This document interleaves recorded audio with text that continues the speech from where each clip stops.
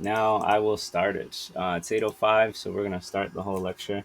So it is the last video I should be making on good shape analysis. I might move to Hangma next, because I have a book for that, and it's involved in movement and shape as well. So that might be the next like project. But for now, let me just read off the ideas of good shape. So, good shapes are the building blocks of your groups. Understanding and recognizing them are important to becoming a strong player. They'll help you build good intuition, while bad shapes will ruin your games. There are two aspects to keep in mind. One is to strive to make good shape, and the other is to spoil your opponent's shape. We're going to look at two new ones that I haven't covered, which is the middle of the three stones and increasing sacrifice. Especially increasing the sacrifice, I feel, is a high level technique that I don't usually see double digit cube players play unless they're taught it, right? And then I figured we could go backtrack and just very, very, very quickly look at some of the shapes we looked in the past.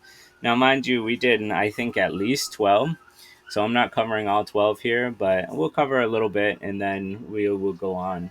If you guys want to do some problems at the end, it should be fun. So let's talk about the middle of three stones. I think you guys have all heard this before, but it's pretty interesting to see people miss this. There's even an example where I tend to miss it. So let's just talk about it. So in this case, you see these three stones got hit on the head on both sides.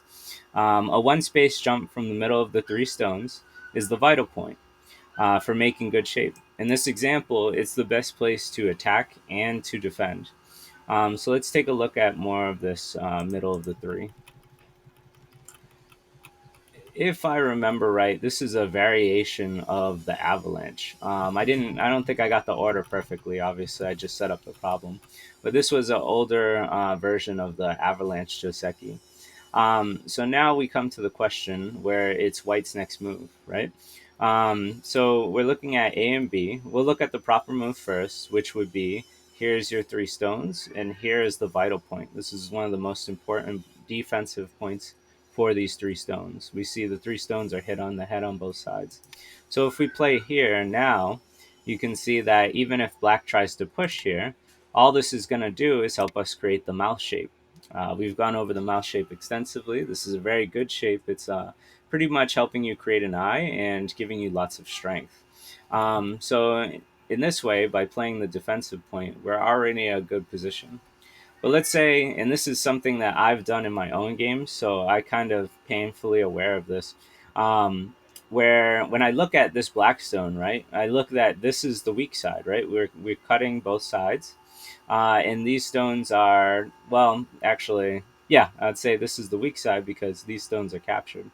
So I want to continue the aggressive attack on this. And this is how, I would do it. I've done it before, and I've gotten burned for it. So once we play this, white is too weak to be playing aggressive. So once we do this and black pushes out and we continue on, well, now we have a significant weakness here. Once when black pushes through, what is white going to do, right? This would be awful for white. This is an empty triangle. It looks really silly. If black or white plays this, then black can set up the snapback in Tetsuji, right? If white was to, let's say, ignore this, then it's clearly a snapback. And so white should respond, and then black can push through. Now, these are all examples in the book, so you know. But this creates the Romeo Juliet split. So, as we see, essentially, when you cut a knight's move, I learned this from Kaz, the teacher Kaz. He called it Romeo and Juliet, where if Romeo and Juliet, they'll never be together again, right? Because they're split apart. Um, so this is a very good thing for black. So when we come back, we see that white is too weak to be too aggressive, right? And so we need to play the vital point, the defensive move. This is very key to the three stones, right? Is this one jump vital point. All right, let's go to another example of this.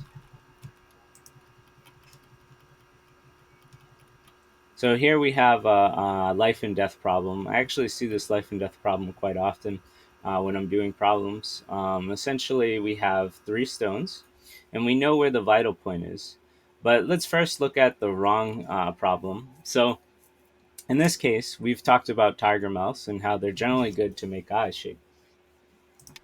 If we play the tiger's mouth here, we're trying to make an eye here and trying to make an eye here. But black actually has a really good counterattack here by playing this diagonal. Because now, if white was to play this, well, now it is a false eye, right? This is a false eye. White can get ataried, and so this is not real. So this would be dead. And if white played here to prevent this false eye, well, now black can play this. And this is actually becomes a shortage of liberties problem here. And so once white plays this, white's dead. If white plays this, white is dead, only one eye. So it's very important to remember our vital point, right? Making good shape is fundamental. So once we play in the middle of the three stones, we can see black's best attacks lead to a live four shape, right? What can black do? Black plays like this, there's two eyes. If black plays like this, there's two eyes, right? And so we see that white will live with this vital point. The other attack the book references is this one here. So if black plays here, white can play this. And now out of A and B, black can't stop white from making two eyes. It's really cool, and I thought this was a very good example. I see this hanging life and death shape all the time. So very cool. All right, we're going to move on to the next one, which we're going through a very classic Joseki. Nowadays, modernly, most players will play this or this. But if we go back to the old school way before 2016 and push here to break the tiger's mouth, well, now black will guard and then white makes a base. Now, for black, black has a weakness here. And so we need to figure out a way to fix this weakness in good fashion, right? And so to do that, we can actually cut here, which creates a problem for white, right? Here's the ladder, so on and so forth. White should respond. White definitely should respond. And so now black has two options. We'll look at the good one first. What the name of this example is, right? What we're trying to learn here is called increasing the sacrifice. So we play this stone knowing that black is going to die. If you guys want to, if you're watching this on YouTube later and not live, you guys can pause the video and check to see if black can live here. The answer is no, but feel free to read it out. The idea now is still we know that black's going to die, but we push anyway to get more liberties. The reason, well, we'll see how it goes, and then I'll explain the reason. So now black has two liberties, so it's going to take white 2 turns to kill black here. So black gets to take a free Atari, then gets to squeeze the stone, and then white has forced to take. So when we look at this position, black has fixed its gap. Now, mind you, it's an empty triangle, but he did it in Sente. So now black has the next move. But he fixed his problem and made white over-concentrated, right? This was a lot of stones for very little territory. And we don't even have to respond here. We can take a bigger move. And if white takes this, this is pretty small, right? And so black can take another big move, right? So in this position, if we increase our sacrifice, we can take a bunch of free moves and get good shape. Now, what if we didn't do that, right? What if we just Atari'd, right? Where we don't know to increase the sacrifice, and so all we know is, hey, there's an Atari here, right? Well, once the white takes this, now there's no real weaknesses for white. You could argue there's an Atari here, but there's still no weaknesses for white. And so this weakness here now becomes a big problem, right? Um, so this is kind of a waste, right? If we don't increase the sacrifice. White fix is really easy, and black is left with a defect. That's essentially what is left here. So it's a big difference from when we give essentially apply more liberties, right? White's going to have to take 2 turns to capture this, and black gets all the fun. Whereas in this case, if we just play, then white only takes one turn, and there's no problem for white anymore. All right. That is, to me, a very high level technique. I definitely don't see this a lot unless somebody's been specifically taught it. Because when we start as double digit Q players, we don't normally want to give away stones for free, right? Like, this is suicide. We know this is going to get killed. But once we do become into this position, or once we realize that, how to use it, it's very important to understand to increase your sacrifice in order to get more free attacks, right? So, all right, I'll move on.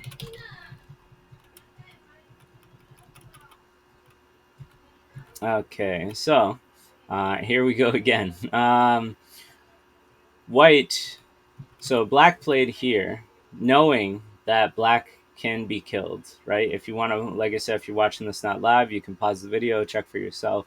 Look at the Ataris and see if black can live. In this case, we know that black can't live here, but we play it anyway. The reason is because it creates a cut, which is going to help us get a bunch of free moves. So first, white plays the Atari, and once again, we come up with the options of just taking the free move or extending or increasing the sacrifice. So if we increase the sacrifice, it's going to take white 2 more turns to kill this instead of 1, which then allows us to take a Sente move, and then another Sente move, and then another Sente move, and now we finish it. Now, technically, we didn't end in Sente, but we have this really, really nice thick shape, and white has got sealed in almost on both sides. This one you could argue is not sealed. And white just feels a little over concentrated, right? White had to pay a lot of stones just to get 4 points or 2 points. You can add these on if you want, but the idea is that black got really good shape on the outside. And that's the focus of this lecture, right? Is to get good shape.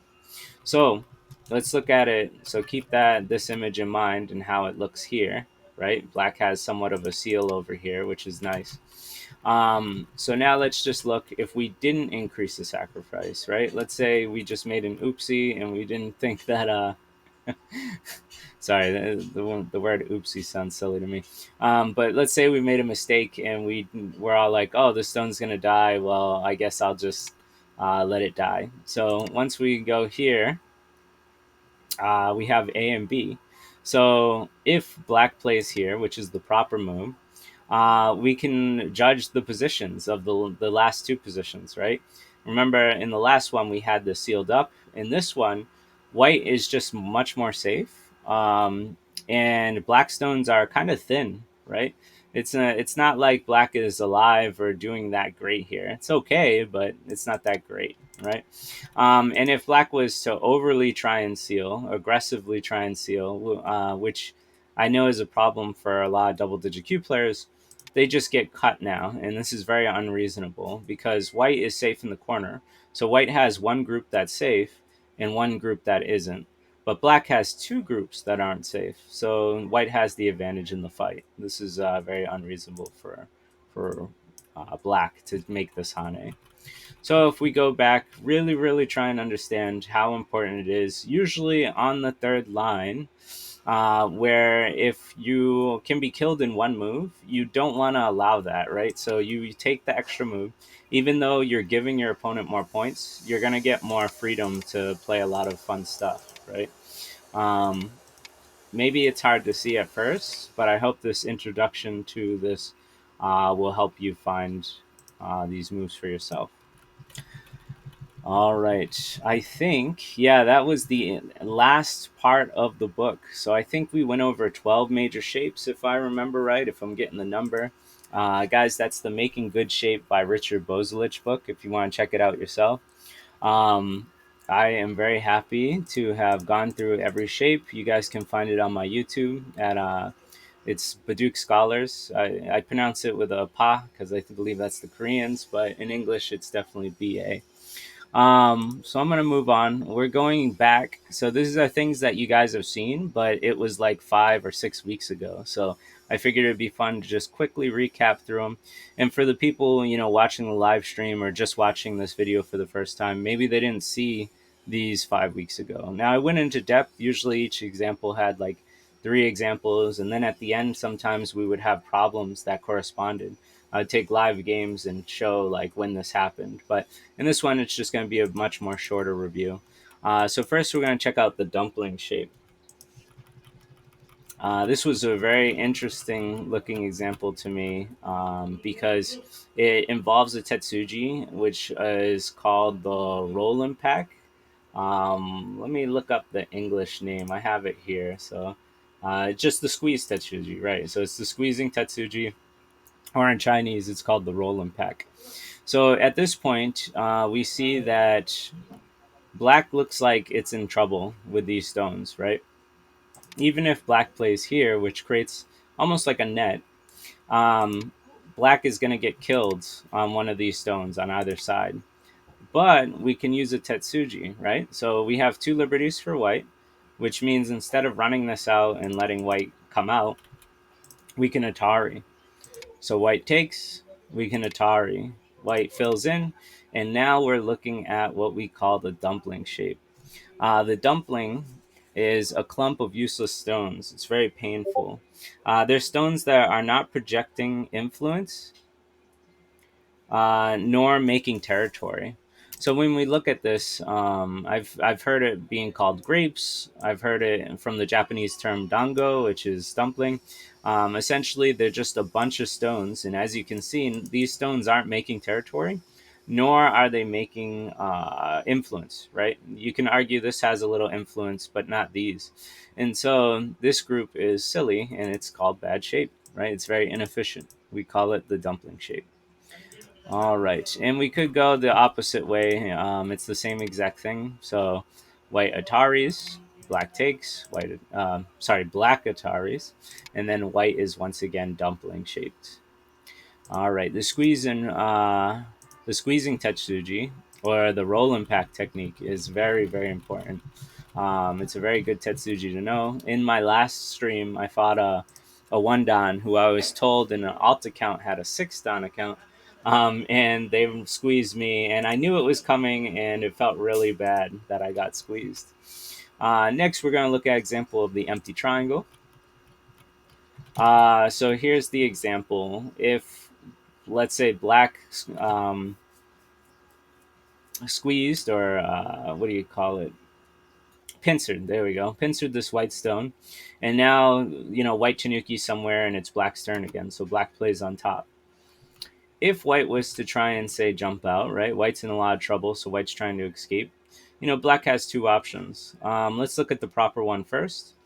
If black plays here, we now see that white tries to come out, black plays here, and white has to make an ugly shape to connect to its stone. I mean, you could argue white can play here. The example in the book shows this, so I followed the example.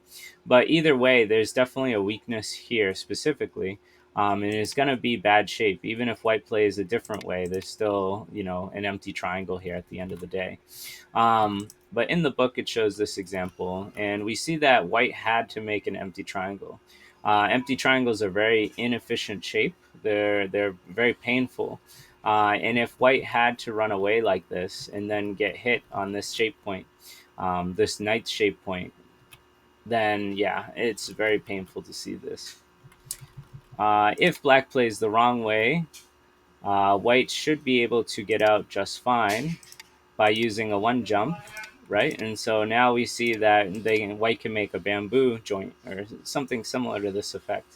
This is the opposite of an empty triangle, right? This is doing a one jump. Instead of playing here, now we get to play this. And this is more efficient for white, right? This becomes a much more better shape. So that is the example for the empty triangle. Next, we're going to work on heavy stones. This is a concept that is very easy to understand, but I don't know if double digit Qs usually pick up on this without being taught it. So once again, we're going to talk about this concept. Let me just see here. Heavy stones. These are type of groups that can't make eye shape easily. They tend to get attacked, which forces them to make little territory or influence. So when we look at this group, black's next move can poke at this cut, right? And once white has to connect, one, it makes an ugly empty triangle. So this is already bad shape. And two, black gets to break the tiger's mouth. So if we're just looking at this without finishing it, we can already see that white doesn't have much room for eye space, nor is it making much influence or territory. So this group is more of just a target. So if we can find these targets in our real games, then we can essentially corral or play the sheepdog to the sheep, right, and guide our opponent where we want them to go while they make no territory and black attempts to make territory on both sides, right?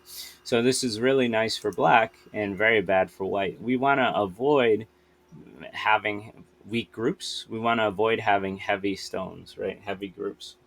um, so that's mainly it. The idea is that if we can harass our opponents into making bad shape and not making good eye shape and not making points, and we're making points, then this is a very good way to attack. The idea is not to kill white, but to just make them heavy and put in bad shape. Let's read what I wrote here. So white stones are heavy. They're not, yeah, I mean, pretty much. Yeah, it's the same. The key to this, though, is to stay strong. So we see the final move for black is to make a dog's face shape here.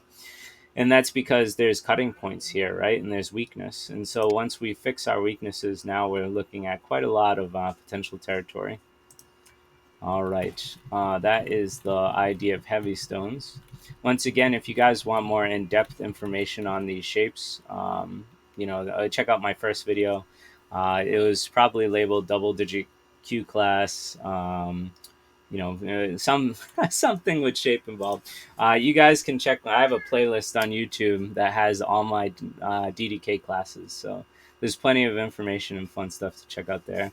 But yeah, let's move on. We're getting close to the end. So this one is very, very important. And I noticed particularly if Pico's in the audience, she is.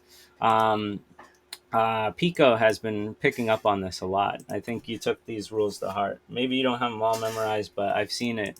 I've seen this improve your game, so this is very important. Let's talk about thickness and the rules for them. So, thickness. Thick positions have few to no defects.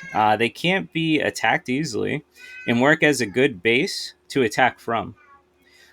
Thickness is essentially a very strong group, and you don't have to worry about making territory with it. So let's read the 4 rules of thickness. This is very, very important to understand. Even single digit players, even myself, make mistakes with these. I remember, I'm a 1Q in the international uh, Osaka Go School. And my teacher, who was Francis Mayer, he's a one-time professional in Japan. He was showing me like, hey, these are the rules of thickness. You're messing up, and I took it to heart. I always remembered it. So first rule: don't approach thickness. Right. So don't approach thickness too closely. I should right. So because we're gonna see this example here. Don't use thickness to make territory. I'll show that off too. Use thickness to attack. It's very important to understand. And drive your opponents in the direction of your thickness. So let's take a look at some of these examples here. So first, this is the proper way to approach thickness. You want to approach it very wary, right? You don't want to overextend. In this manner, white had a thickness and is projecting lots of influence this way. So at this point of the board, at this point of time in the game, the most important area screaming right now is this area because whoever gets a move here first is going to take an advantage. So if black plays here, we can see it limits white very specifically to a small amount of territory. By black following the first rule, which is, don't approach thickness too closely, I should write, then we have succeeded, right, in limiting white stuff. And we can even go further, right, by not allowing white to make a lot of territory here. So this is another example of the rule, don't make territory with your thickness. So instead of playing on this side, white should probably play over here. Instead of worrying about the small points here, which is only about 3 or 4 lines of territory, white should come over here to help its group and attack this. But anyway, we'll move on. So let's look at breaking the rule, right? Let's approach thickness really close. What's going to happen here? So as white, we need to find out how to punish this because this is a big mistake. So with white's next move, white can counter pincer here, and black has really only one way to go, right? These moves wouldn't really make too much sense. They'll get sealed in and or killed. So white really only has one way to go, which is up. White follows, black jumps, white follows, black jumps.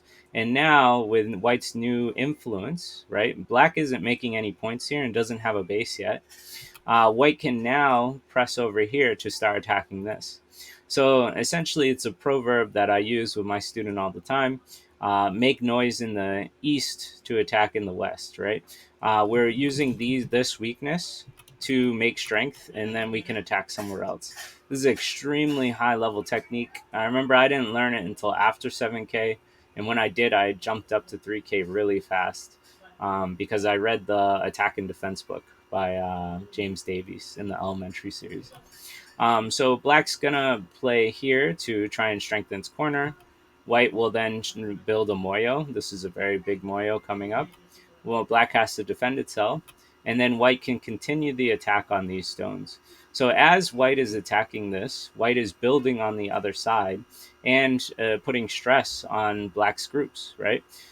In the book, it stated, white has made a nice Moyo, black stones are still weak with no base, and white is very strong, in this fight, strong and ready.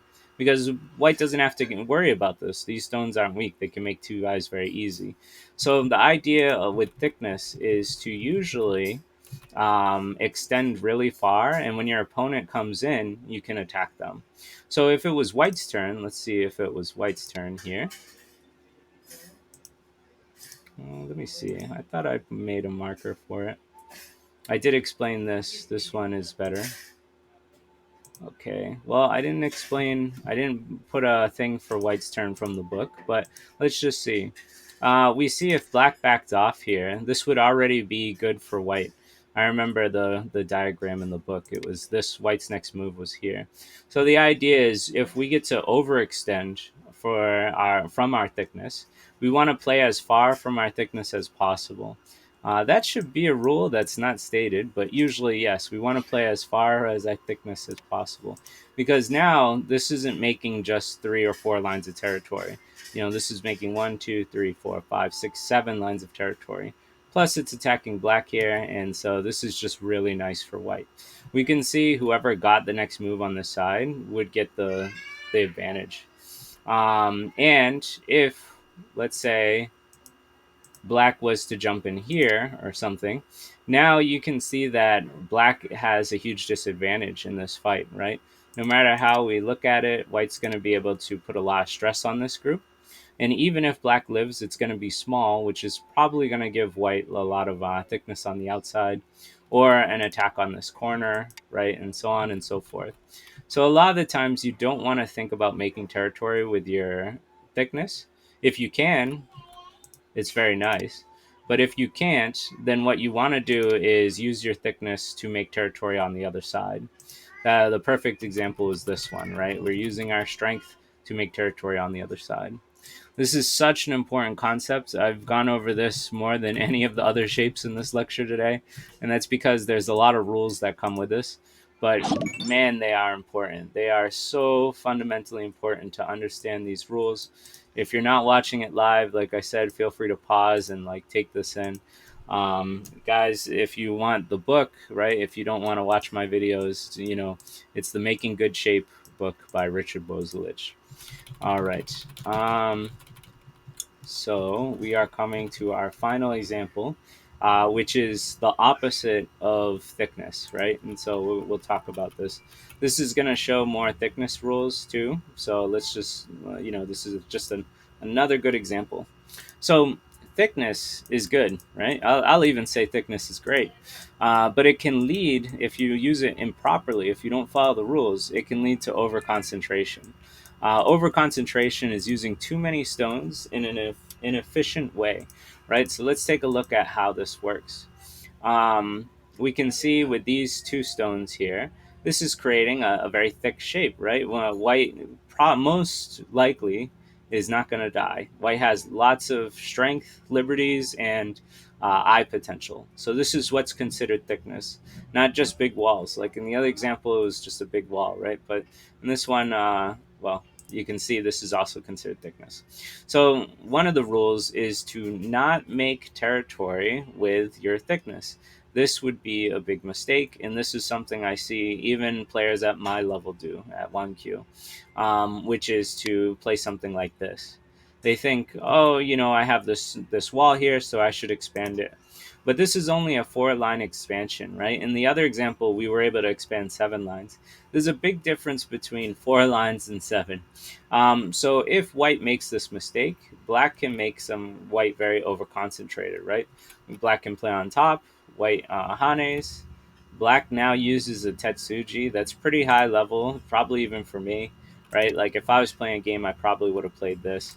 But this is a really nice cross cut. And the idea is that we're going to use this as a sacrifice to get what we want. At least that's what I believe here. So black Ataris, and then takes its shape for the corner. And white has a problem here, right? So white's going to have to fix at some point. White pokes first, and Atari's here, putting black into this bomber shape, right? This huge triangle.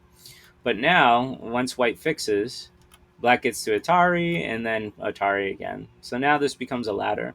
When we look at this position, white really became over concentrated. This is a very small amount of points for that, 4 space extension he did, or 5 space extension.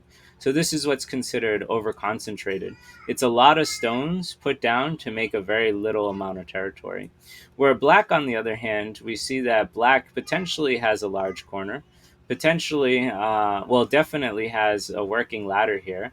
So this group is going to project influence through the rest of the board. This can be a little hard to see, I think, for some players because, white could probably make a living group to take away the corner. But let's look at the other example for black. So let's see. But what I will say is that, one, the book says it, so I got to believe my teaching materials. And two, I can see that white just didn't get a lot of territory, and I see black has more potential on this side of the board and the outside, right? So I can see that. But you could make some arguments if you want to with something like black can lose the corner. Anyway, so let's go to the other way. So using thickness the correct way, right? So if we see that this is over concentrated, then we should play away from our thickness, right? We should play as far away from our thickness as possible. And essentially, we use our thickness to make territory on the other side. That's how this works.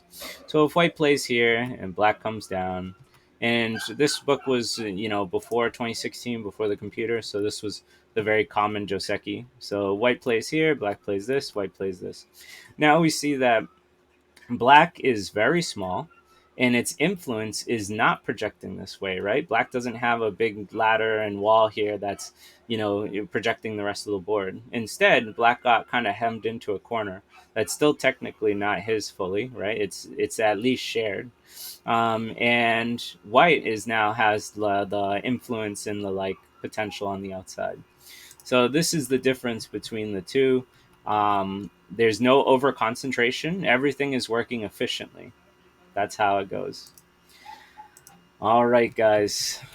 So that is the recap for our past lectures, and we covered over 2 new shapes, which finished off the book. So I'm very excited.